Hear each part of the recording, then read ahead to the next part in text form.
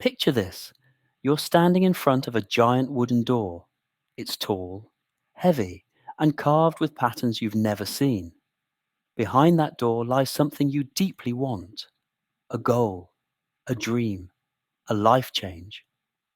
But right in front of the door sits a small creature. It looks harmless, almost cartoonish, but it's loud. It shouts, "Don't open it!" What if you regret it? What if you fail? That creature is fear. It's tiny, yet somehow it feels powerful.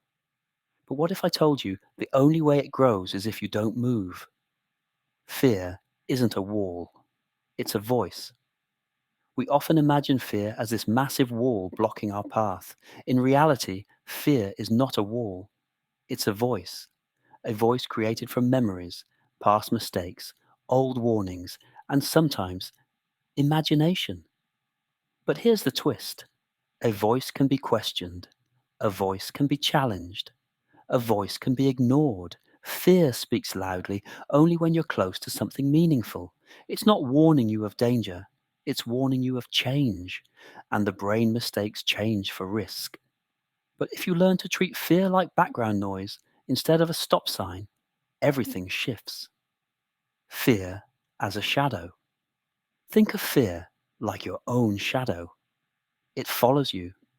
It shows up when you step into the light, when you're doing something noticeable. It grows bigger when the light behind you is strong.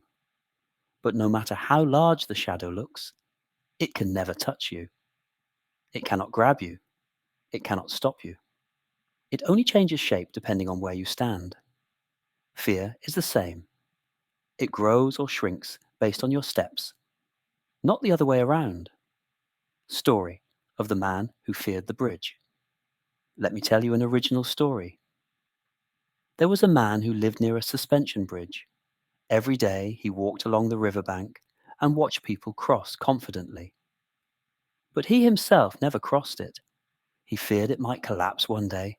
A strong storm hit the town.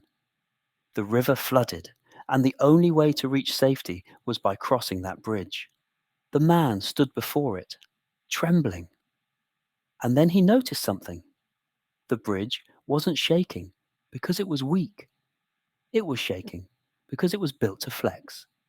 Strength doesn't always look solid. Sometimes strength bends so it doesn't break. With that realization, he stepped forward. One step, then another. He reached the other side. Later, he laughed. Not because the fear disappeared, but because he recognized something. The bridge was never the danger. His imagination was the mirror. Pause for a moment and ask yourself, what bridge have you been avoiding? Is it a conversation you fear? A dream you've postponed? A risk you've been analyzing for years? Take a deep breath. Picture that fear as a shadow or a small creature guarding a door. Now ask yourself, is this fear protecting me or limiting me? Comment your answer or say it privately. Both help you gain clarity. 5. Original steps to turn fear into fuel 1. Decode the fear. Instead of saying, "I'm scared," describe what exactly you're scared of. Fear becomes weaker when you give it structure. 2. Ask the neutral question. Not what if I fail? Ask, what actually happens if I try? You'll notice the imagined catastrophe shrinks immediately. 3. Borrow future wisdom. Imagine your future self, calm, confident, experienced. Ask, what would they want me to do today? Your future self always chooses growth. 4. Change the scale. Don't face the mountain. Face the next stone. Make the first step ridiculously small. Send one email. Make one call. Record 1 minute. Smallness creates momentum. 5. Rewire with evidence. Every time you take action, even tiny action, your brain collects proof. I can handle this. That proof becomes your new fuel. Fear will always exist because you are a human being with a brain wired for survival, not success. But you are also a human being who can override that wiring. You have dreams that require movement. You have potential waiting on the other side of hesitation.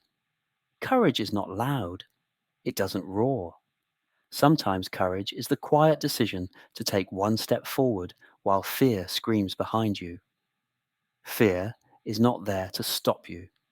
It's there to ask you a question. Do you want this enough to grow for it? And when you say yes, fear becomes fuel.